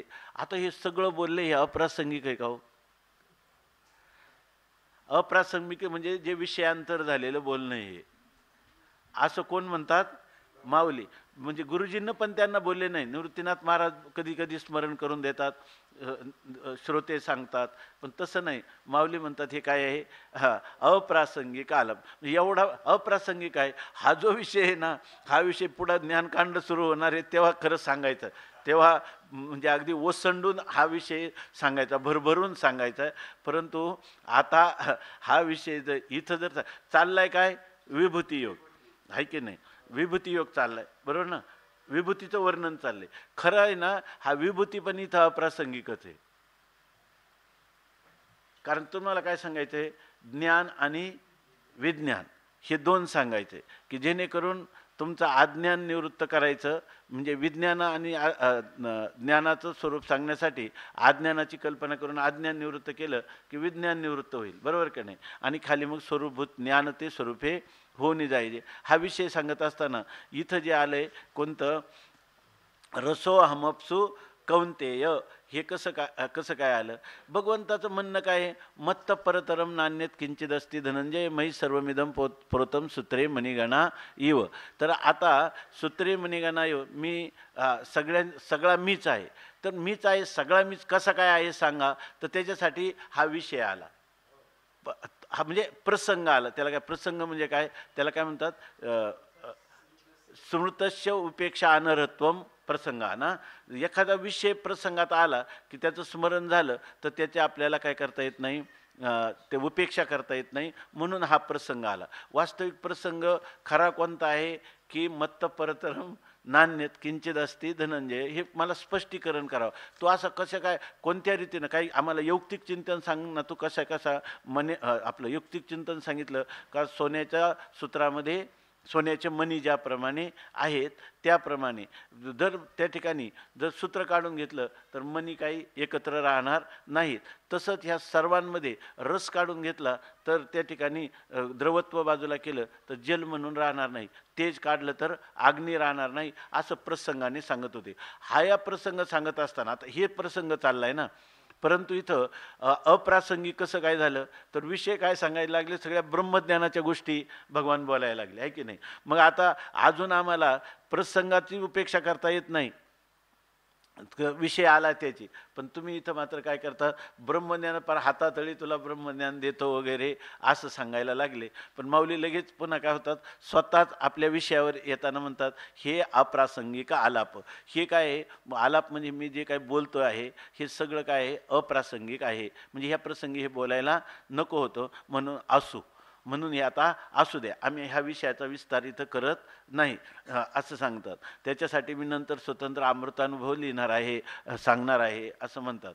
आणि पुढचा विषय तर ज्ञानकांडही सगळं सांगणारच आहेत. आता असू देत, संक्षेपे बोलो. या ठिकाणी आता मी थोडक्यात बोलणार आहेत. थोडक्यात बोलणार आहे म्हणजे काय, हा जो चाललेला प्रसंग आहे कोणता विभूती योग, तो थोडक्यात बोलणार आहे. म्हणजे आता हा सांगून इथं हा विषय मी समाप्त करणार आहे. संक्षेपे बोलो, नाही तर मग कारण तो काय आता संक्षेपे बोलो पुढं 10व्या अध्यायामध्ये त्याचा विस्तार होणारच आहे. म्हणून जाण तपियाच्या ठाई तप ते रूप माझे. तप करणाऱ्या पुरुषाच्या ठिकाणी जे तप आहे ते माझंच रूप आहे. तपाची काय व्याख्या केलेली आहे, स्वरूपाच्या प्रसरा लागी प्राणेंद्रिय शरीरा आटणी करणे जे वीरा तेची तप.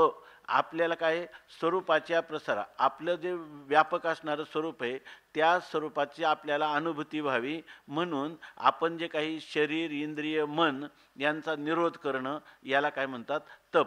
किंवा जे शास्त्रांनी वर्णन केलेले जे व्रतवैकल्य आहेत त्यांनाही काय म्हणतात, तप. किंवा एकांगुष्ठावर उभं राहून वगैरे करणं याला सुद्धा काय म्हणतात, तप.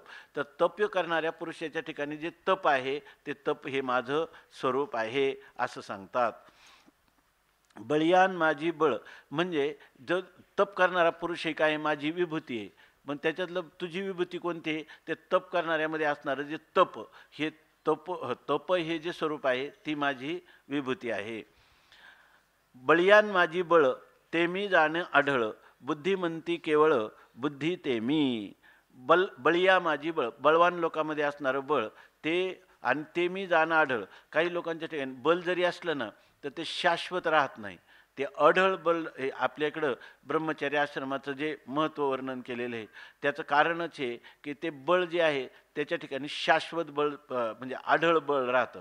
जे दुसऱ्या आश्रमांमध्ये ज्या बलाचा वेच होतो त्या बलाचा वेच याच्या ठिकाणी होत नाही. म्हणून सांगितलं की आढळ जे बल आहे ते बळ कोणाचं आहे, माझं आहे. कारण काही लोकांना शक्ती, ज्या ती शक्ती नावाचा पदार्थ आहे तो येणारा जाणार आहे का, टिकणार आहे, येणारा जाणार आहे. आणि एखाद्याच्या ठिकाणी जर बळ जर राहत असेल, भीष्माचार्याच्या ठिकाणी बल आहे की नाही, ते टिकाऊ बळ आहे की नाही, ते बळ कोणाचं स्वरूप आहे, ते माझं स्वरूप आहे. बुद्धिमंती केवळ बुद्धी ते मी. बुद्धिमान पुरुषाच्या ठिकाणी जी बुद्धी आहे ती माझी. आता लोक म्हणतात साठी बुद्ध नाटी आहे की नाही, म्हणजे याचा अर्थ ती बुद्धी जी आहे त्या बुद्धी काय निर्णायकत्वा, काय निश्चयात्मिकातच बुद्धी हा निश्चय करण्याचं बळ त्यांच्या ठिकाणी राहत नाही. म्हातारी माणसं पण म्हणतात की आता काय आम्हाला काही त्याचा निर्णय होण्यासारखं नाही, तुम्हीच त्याचा विचार करा, तुमच्या ठिकाणी बुद्धी आहे. याचा अर्थ बुद्धी शाश्वत राहत नाही. जर कोणाची बुद्धी जर राहत असेल, कशी जास्त वयाच्या मानानेही त्या बुद्धीच्या ठिकाणी निर्णय शक्ती असेल तर ते बळ कोणाचं आहे, माझं आहे. एकदा गुरुवारी वैकुंठवासी धुंडा महाराज चातुर्मास्यामध्ये 5वा अध्याय सांगत होते आणि सांगत असताना त्यांना एक प्रमाण आठवेना. आता ते 3 तळ भरलेले असतात सगळे. ते म्हणे ओवी महत्त्वाची आहे सांगा कोणीतरी, आणि म्हणे मला काय आज आठवेना म्हणे, आणि ते आठवले नाही. आणि ते जवळजवळ 2 मिनटं पाठ बंद ठेवला. त्यांना वाटलं एवढ्या श्रोत्यात कोणीतरी सांगेलच, पण ते कोणाला सांगता आली नाही. मग त्यांनी म्हटले जाऊ दे आता काय आठवत नाही. त्यांनी पुढं सांगायला सुरुवात केली आणि सांगायला सुरुवात केल्यावर 5 मिनिटांनी त्यांना ती ओवी आठवली आणि लगेच त्यांनी ती ओवी सांगितली, ही ओवी आहे म्हणे याच्यात कोणालाच सांगता आले नाही. तेव्हाच महाराजांचं वय मला वाटतं जवळ 80च्या पुढं असेल. तर ते लगेच त्यांनी स्वतःचीच पाठ स्वतः थोपटली. ते म्हणणे बरोबर मलाच आठवली म्हणे, तुम्हाला कोणाला आठवली नाही म्हणे. हे बुद्धिमान पुरुषामध्ये असणारी जी बुद्धी आहे ते बुद्धी हे कोणाचं स्वरूप आहे, तर हे माझं स्वरूप आहे असं परमात्मा सांगतात. भूतांच्या ठाई काम तो मी म्हणे आत्माराम, जेणे अर्थास्तव धर्म थोर होय. आता इथून पुढच्या ज्या ओव्या आहेत ह्या माऊलींनी विशेष रूपाने कथन केलेले आहेत की भूतांच्या ठाई काम, भूत म्हणजे प्राणीमात्र, त्या प्राणीमात्रांच्या ठिकाणी असणारा जो काम आहे म्हणजे त्यांच्या ठिकाणी असणारा जो मदन आहे किंवा त्यांच्या ठिकाणी असणारा काम हा तो मी म्हणे आत्माराम. वास्तविक तो काम मी आहे असं म्हणणारा कोण आहे? आत्माराम असं विशेषण दिले माऊलींनी. जो आत्मस्वरूपात रममान होणारा जो परमात्मा आहे तो परमात्मा काय म्हणतो, ज्या लोकांच्या ठिकाणी काम उत्पन्न होतो स्त्रीविषयक काम, तर तो काम हे माझं स्वरूप आहे असं सांगतात. पण कोणता काम? जेणे अर्थास्तव धर्म थोर होय, की जेणे अर्थास्तव, इथं अर्थ म्हणजे अर्थ, धर्म अर्थ का पुरुषार्थ नाही किंवा अर्थ म्हणजे विषय नाही. जेणे अर्थास्तव म्हणजे इथं जर घ्यायचं तर ज्या हेतूने किंवा ज्या कारणाने, म्हणजे जो काम उत्पन्न झाला तर त्या काम उत्पन्न होण्यामुळं थोर धर्म होय, महान असं धर्माचंच अनुष्ठान होतं. बरोबर ना? म्हणजे आपल्याला दिसतो त्याच्या ठिकाणी काम, आणि त्या कामामुळं होतं काय, तर धर्माचं अनुष्ठान होतं. असं कोण म्हणतात?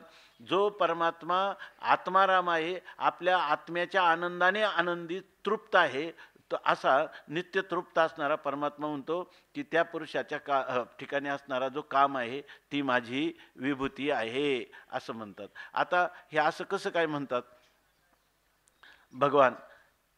तरी याचं जर आपण थोडंसं, मला वाटतं जीवनमुक्ती विवेकामध्ये त्यावेळेला आपण गेलं का पहा की त्याच्यामध्ये असं सांगितलंय की हा जो जीवनमुक्त पुरुष आहे त्याच्या ठिकाणी व्यवहार होताना दिसतो की नाही, आणि त्याच्या ठिकाणी विधीचा व्यवहार होतो का, निषेधाचा पण होऊ शकतो. निस्त्रय गुण्ये पथी विचारताम को विधी को निषेधा. मग अशा वेळेला त्या पुरुषाचा जो झालेला व्यवहार आहे तो कामनामूलक आहे का, तो ईश्वरेच्छेने होत आहे किंवा प्रारब्ध क्षयाची वाट पाहत असताना त्याच्यामध्ये हा जो भोग आहे तो त्याच्याकडून घडणार आहे. बरोबर आहे ना? तर याच्यामध्ये कशावरून ओळखायचं ही गोष्ट? तर त्याच्यामध्ये त्यांनी सांगितलं की काय सांगा संदीप महाराज.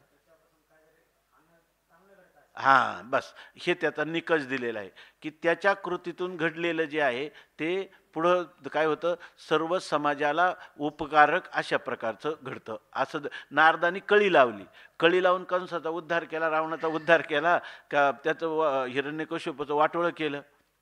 म्हणून त्यांनी लिहिले सर्वच ज्ञानी लोक समान आहे. काय? कृष्ण भोगी शुकस्त्यागी राज्ञव जनक राघव वशिष्ठ कर्म करताच सर्व इथे ज्ञानीना हा समाहा.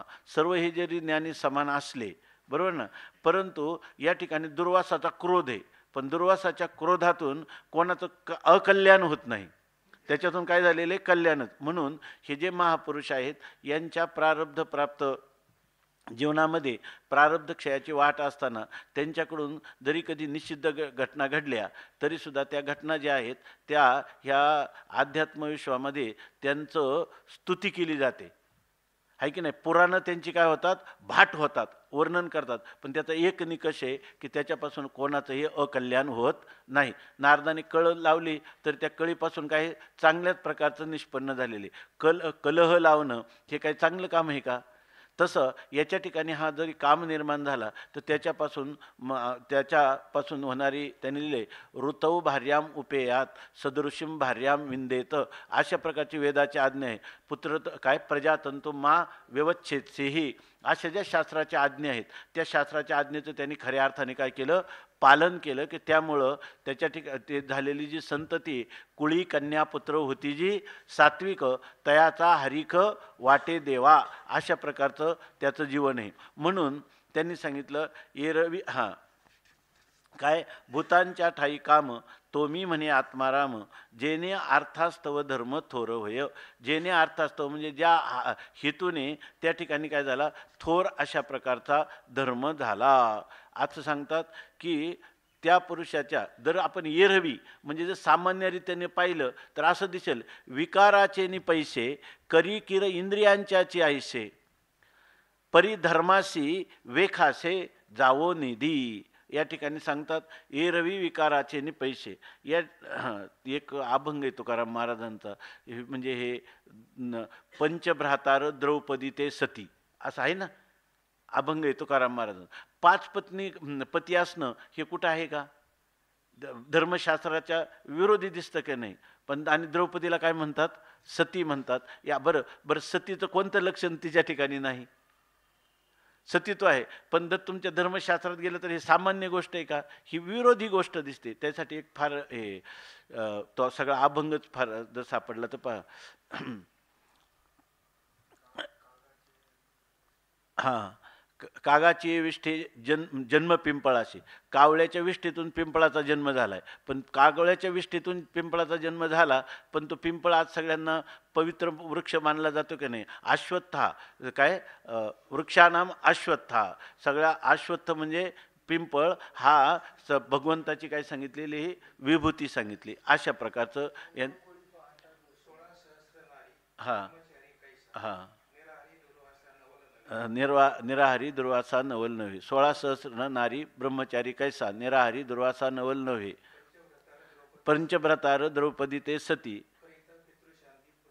करिता पितृशांती पुण्यधर्मा, दशरथा पातके ब्रह्महत्या ऐशी, नवल त्याचे कुशी जन्म त्याचा. ब्रह्महत्या केली कोणी? दशरथाने. शाप दिला त्या ब्राह्मणाने आणि त्याच्या कुशीमध्ये कोण आले? भगवान रामचंद्र. ऐक, मुनेश्वरा नाही दोष अनुमात्र, भांडविता सूत्र वध होती. तुका म्हणे दोष ते काही, सरता तुझे पायी झालो देवा. जर भगवंताच्या ठिकाणी आपण सरत झालं तर त्याला अनुमात्र सुद्धा दोष लागत नाही. आणि वधविता सूत्र काय सूत्र ते एक उदाहरण आहे, काय पण काही लक्षात नाही. शेवटचं प्रमाण पाहतो, त्या दोघांचं भांडण लावताना वध होतात. मुनेश्वरा नाही म्हणजे नारद मुनींचं उदाहरण. मुनेश्वरा नाही दोष अनुमात्र, भांडविता सूत्र वध होती. झाली का नाही? पण मनुष्याला दोष आहे का? नाही. का ती भगवंताचीच विभूती आहे. त्यांचा काम, त्यांचा क्रोध, त्यांचा लोभ, त्यांच्या ठिकाणी दिसणारा मत्सर काय जे दिसतील तुम्हाला ते दोष नाही, ते काय आहेत? गुण आहेत त्यांचे. कारण का? त्या भगवंताचे विभूती आहे. कारण तिथं काय लिहिलं त्यांनी? येरवी विकाराचे नि पैसे करी किर इंद्रियांच्याचे ऐसे, परिधर्माशी वेखासे जावो निधी. येरवी जर आपण दुसऱ्या रीतीनं पाहिलं म्हणजे सामान्य रीतीनं पाहिलं, दुसऱ्या पहिलीतून म्हणजे सामान्य व्यावहारिक आपल्या चष्म्यातून आपण जर पाहिलं तरी करी इंद्रियांच्याचे ऐसे, तो सुद्धा सामान्य मनुष्य जसा उपस्थेंद्रियादिकांचा आश्रय करून ह्या कामाचा भोग घेतो, तसाच ह्या पुरुषामध्ये काही वैशिष्ट्य आहे का? काही याचं तसंच लोकांच्या दृष्टीनं लोकदृष्टीनं करी इंद्रियांच्याचे ऐसे, तो सुद्धा जे काही आपली कर्मेंद्रिय आहेत किंवा ज्ञानेंद्रिय आहेत त्यांचंच अनुसरण करताना दिसतो. पण सर्वात महत्त्वाची गोष्ट आहे परिधर्माशी वेखासे जावो निधी. परंतु ते म्हणतात की धर्माशी वेखासे, त्यांनी केलेलं कोणतंही कृत्य जे आहे, हा जो पुरुष आहे, ह्या पुरुषांनी एक पुरुष कोणता आहे? हा वर सांगितलेला जो आहे तो असामान्य अलौकिक अशा प्रकारचा पुरुष आहे की नाही? आणि हे पुरुष सहसा कोणत्या अधिकारी कोटीतले पुरुष असतात. त्यांना या ठिकाणी अग्नी जसं आहे ते ओलं आणि सुक सगळं जाळून घेतो, सगळ्यांना जाळून टाकतो, तसं याला पाप पुण्य करत नाही. पण जो पुरुष आहे अधिकारी कुटीतला असो किंवा काय युंजान योगी असो, तो लोकसंग्रहासाठी करतो. लोकसंग्रह मेवापी संकर्षण, लोकसंग्रह मेवापी संपश्यन कर्तुमर्हसी. या ठिकाणी तो लोकसंग्रह, लोक उन्मार्गगामी व्हावे असं त्याला वाटत नाही. म्हणून असा जो पुरुष आहे तो कसा? धर्माशी वेखासे जावो निधी. तो काय करतो, धर्माची जी आज्ञा आहे त्याच्या वेखासे म्हणजे त्याच्या विरुद्ध तो जाऊ देत नाही. म्हणजे एखादा पुरुष जो आहे त्याचा ग्रहस्थाश्रमी पुरुष आहे, ग्रहस्थाश्रमी पुरुषाचा काम आहे, पण तो काम जरी असला पण तो जर धर्माच्या अविरुद्ध असला तर त्या ठिकाणी परमात्मा सांगतात ती सुद्धा माझी विभूती आहे. आणि जो पुरुष विधी निषेधाच्या अतीत होऊन त्याच्याकडून घडलेला जो काम आहे तो काम सुद्धा कोण आहे, मीच आहे. आणि बरोबर आहे का महाराज, याच्या अशाच रीतीने याची संगती लावावी लागेल ना. एखादा युंजान योगी किंवा लोकसंग्रह करणारा अधिकारी कोटीतला पुरुष, आणि जो एक आहे तो तत्वज्ञ आहे, पण त्या ठिकाणी तो विधी निषेधाचा काही मानत नाही, तरी पण ह्या सृष्टीक्रमात त्याच्याकडून कोणाचंही अकल्याण होत नाही. किंबहुना परमात्मा त्याला सुद्धा तो माझी विभूती आहे असं म्हणतात. त्याला आता एवढी दिलेली ह्या अभंगातली उदाहरणं आहेत. धर्माशी वेकाशी म्हणजे धर्मशास्त्राला जे विरुद्ध आहे ते कधीच तो त्या ठिकाणी करत नाही. म्हणजे धर्माला कधी वेकाशी म्हणजे धर्माला कधी आघात, कष्ट किंवा धर्माला पीडा होईल म्हणजे धर्मशास्त्राच्या विरुद्ध होईल असं तो कधी आचरण करत नाही. तो पुरुष कसा आहे आणखी सांगतात, जो अप्रवृत्तीचा अवहंटा सांडून विधीची निघे वाटा आणि तेवी नियमाचा दिवटा सवे चाले. हा पुरुष आहे ना, असा जर पुरुष आहे. काही लोक काय म्हणतात की तुम्ही हे ग्रहस्थाश्रमी, कोणी संन्यासाश्रम हा मूर्धन्यस्थानी आहे, ब्रह्मचर्य हा एक अलौकिक आश्रम आहे असं म्हणतात. परंतु परमात्मा सांगतो की असा जो ग्रहस्थाश्रमी पुरुष आहे तर त्या पुरुष ही माझी काय आहे, विभूती. कसं, त्याच्या ठिकाणी असणारा काम, विशेषतः म्हणजे त्याच्या ठिकाणी असणारा काम ही माझी विभूती आहे. कसा, तर ते सांगतात अप्रवृत्तीचा अवहंटा. या ठिकाणी अप्रवृत्ती म्हणजे निषिद्ध कर्म करण्याची प्रवृत्ती. जे शास्त्र सांगतं करू नका ते करण्याची प्रवृत्ती म्हणजे काय म्हणतात, अवहंटा म्हणजे ही आडवाट आहे. आणि निषेधाच्या आडवाट सांडूनी म्हणजे निषिद्ध कर्म तो कधीच करत नाही. अर्जुनाला प्रसंग आला त्या कोणाचा, उर्वशी ना, तर त्यांनी काय सांगितलं की मी या ठिकाणी तुझा स्वीकार करणार नाही. मग स्वीकार करणार नाही तर त्याला काय आलं, शाप दिला, तू नपुसक होशील. परंतु त्यांनी सांगितलं की पाप पत्करलं, आपलं शाप पत्करला पण पाप नको. याला म्हणतात की अप्रवृत्तीचा अवहंटा डावलुनी. जे निषिद्ध कर्म आहे त्या कर्माला काय करतो, तो डावलतो, सांडतो म्हणजे त्याचा परित्याग करतो आणि विधीच्या वाटा निघे. आणि तो काय म्हणतो, तस्मात शास्त्रम प्रमाणत. शास्त्र याविषयी काय म्हणतं, ऋतऊ भार्याम उपेयात, असं जर शास्त्र सांगत असेल आणि अशा नियमांचं जो पालन करत असेल तर तो विधीच्याच वाटेने चालतो आणि निषेधाची वाट टाकून देतो. आणि तेवीची नियमाचा दिवटा सवे चाले. आणि हा पुरुष कसा आहे आणखीन, त्याशिवाय हे तर आहेच आहे, काय विधी सणतो, निषेध टाकतो आणि विधीचंच अवलंबन करतो. आणि हे करत असताना त्याचं जर जीवन पाहिलं तर ते कसं आहे म्हणतात, नियमाचा दिवटा सवे चाले. त्याच्याबरोबर नियम म्हणजे शास्त्राचे जे आचारसंहितेचे जे नियम आहेत ते सगळे नियम तो पाळतो. आणि ते नियम म्हणजे काय, नियम हाच कोणी दिवटा म्हणजे पूर्वीच्या काळात जेव्हा लाईट नव्हती तेव्हा लोक काय करायचे, ते टेंभा करायचे. एक तेलाचं मडकं घ्यायचं, त्याच्यामध्ये बुडवायचा आणि मग सगळीकडे त्याचा उजेड करायचा. तो दिवटा. आणि तो उजेड करणारा जो मनुष्य आहे त्याला म्हणतात मशालजी किंवा त्याला म्हणतात दिवटा म्हणजे तो दिवा सगळ्यांना प्रकाश पुरणारा. तर तो प्रकाश काय करतो, पुढं जसं आपण चालू त्याच्या मागे लोक चालतात आणि तो काय करतो, तो मशालजी आपल्याला पुढची वाट दाखवत चालतो. त्याप्रमाणे इथं ह्या पुरुषाच्या जीवनामध्ये मशालजी कोण आहे, नियम शब्दाचे दोन अर्थ आहे. नियम म्हणजे शास्त्राने सांगितलेले जे विधी, त्या विधीचं पालन करतो. काय विधी ते पाळी, निषेधाते गाळी, मज देऊनी जाळी कर्मफळे ना, अशा प्रकारचा हा पुरुष आहे. विधी ते पाळीत, निषेधाते गाळीत, मज देऊनी जाळीत कर्मफळे, असा असणारा पुरुष. किंवा नियम म्हणजे कोणकोणते, संतोष, तप, स्वाध्याय, ईश्वर प्रणिधान आणि शौच ना. शौच, तप, संतोष, स्वाध्याय आणि ईश्वर प्रणिधान हे 5 नियम. किंवा याच्या पुढे घ्यायचं झालं सर्वेंद्रियांचे धेंडे, पिटोनी विधीचे दंडे नेदिये अधर्माकडे कहीच जावो. ह्या विधीचा अंकुश आहे. हत्ती जर कुठं रस्ता चुकायला लागला, बदलायला लागला, तर अंकुशाला अंकुश जसा त्याला नियंत्रित करतो तो माहूत, त्याप्रमाणे प्रत्येक ठिकाणी शास्त्र काय म्हणतं याचा तो विचार करतो. म्हणून म्हणतात की हा विधीची या निघे वाटा आणि ते मी नियमाचा दिवटा सवे चाले. किंवा थोडक्यात काय, हा पुरुष जरी असला तरी यमनियमाचं पालन करणार. इथं नियम शब्द हा यमाचं सुद्धा उपलक्षण घेतला तर ब्रह्मचर्य, अहिंसा, अस्तेय, ब्रह्मचर्य, अपरिग्रह हे सगळे यम आणि नियम यांचं पालन करणारा, किंबहुना त्या यमनियमांचा, त्या नियमाचा मशालजी तो त्याच्याच बरोबर असतो. कामो ऐश्या ओजा प्रवर्ते मनोनी धर्मासी होय पुरते मोक्षतीर्थीचे मुक्ते संसार भोगी. याचा अर्थ जो आहे ना, वेगवेगळ्या ज्ञानेश्वरीमध्ये वेगवेगळा केलेला आहे. सगळ्या ज्ञानेश्वरीचा अर्थ आपण ग्रहण करू शकतो. सगळा चांगलेच अर्थ केलेले सगळ्यांनी. तर त्याच्यामध्ये असं सांगतात, कामो ऐश्या ओजा प्रवर्ते.